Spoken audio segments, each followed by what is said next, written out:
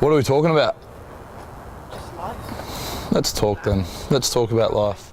Jackson Hastings is a professional rugby league player from Australia who was rising to stardom quickly, playing for his home team of Manly. However, this path was soon cut short after a series of disputes with the team's captain and coach broke out. The Salford Red Devils gave Jackson a second chance to revive his career after he signed for the club in July last year. The 23-year-old has opened up about his journey so far. I know you haven't had the easiest ride exactly in rugby league. Yeah. So, with the whole leaving Manly because of arguments and stuff, how did that sort of affect your career? For me, at that point in time, I was in a very dark place. I was very isolated, secluded, wasn't allowed to go to training, wasn't allowed to make contact with anyone from the club and things like that. So there was times where I wanted to quit and I thought it was too hard. I'd been in trouble more than once and getting hammered in papers and on TV, it sort of wears you down a little bit.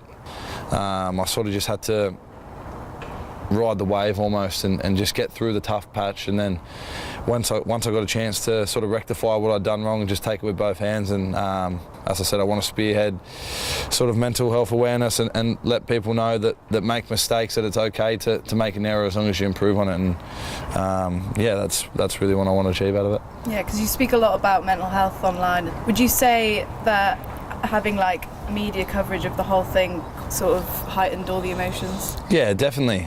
Wherever I went, whether it be good or bad, people would recognise me, especially if I was going to just like a local coffee shop. I'd be on the back page. I was on the back page for 3 weeks straight, so it was obviously not nice having eyes on you everywhere you went.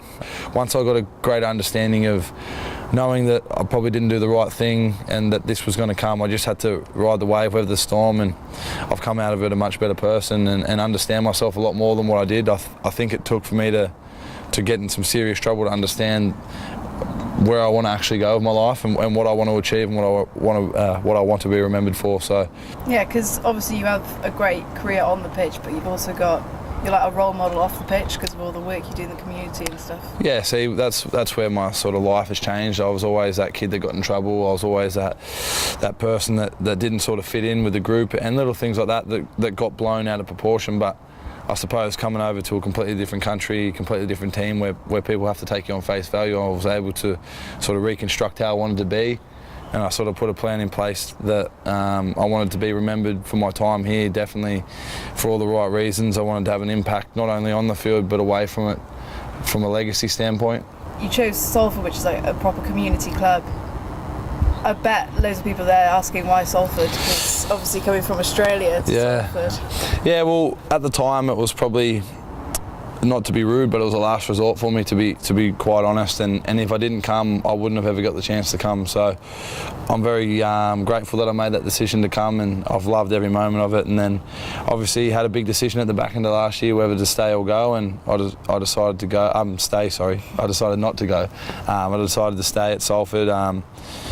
I was talking to someone yesterday, and just the impact that this place has had on my life and the way it's been able to help me change and mould into, as you just said, a role model. And as I said, Salford have given me everything I could ask for and more. They've looked after my family, they look after my mates, they've looked after me more than I could have ever imagined. So it was only the right thing to do by trying to repay them on the pitch, and then obviously repay the fans that go stand in that stand over there and sing their lungs out every game for me. So, you know, I'm a proud Salfordian player, and hopefully we can do something special this year.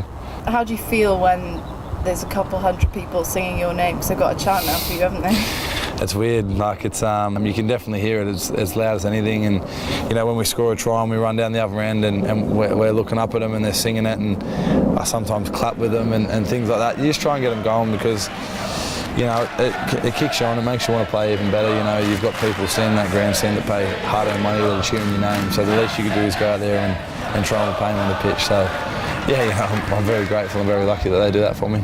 So what are your sort of aims for the future? Yeah, obviously returning home would be something I want to do.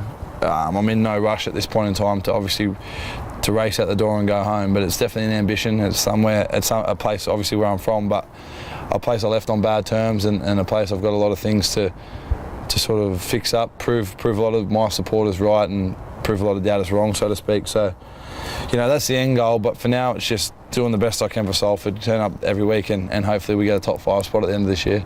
Yeah, fingers crossed. Yeah, I hope so.